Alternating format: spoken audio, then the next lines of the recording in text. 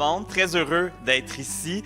Ce matin, je me disais en m'en venant, tu sais, dans quel état ça me replonge le défi embarque? Et le mot qui est venu, c'est l'extase. Parce que c'est vrai, c'est comme si ça a été 2 jours absolument incroyables, 2 journées parfaites de soleil, de bonheur.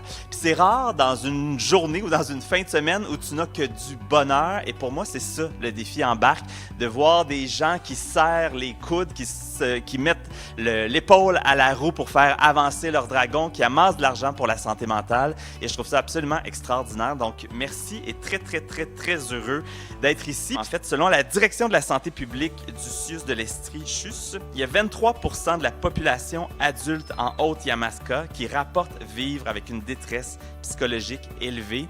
Alors quand je dis que je pense que c'est important ce qu'on fait pour amasser de l'argent, pour les soutenir, mais aussi juste de leur montrer qu'on est là derrière eux, je pense que ça aussi, c'est essentiel. Cette année, notre objectif sera de 350 000 $. Ça n'a comme pas de bon sens, mais c'est fou, 350 000 $, 54 équipes inscrites. C'est du jamais vu dans l'histoire de notre défi embarque.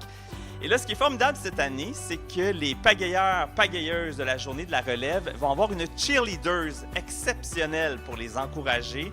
Quelqu'un qui a beaucoup d'énergie, quelqu'un qui me fait vraiment beaucoup, beaucoup rire. Et cette fille-là, c'est Rosalie Vaillancourt qui va être là donc le vendredi pour vraiment vous encourager à être là dans les bateaux.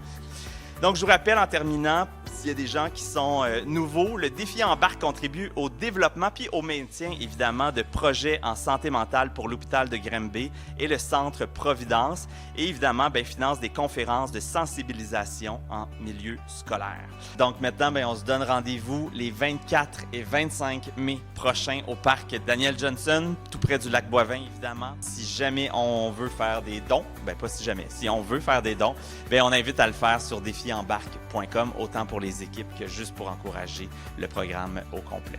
Merci beaucoup.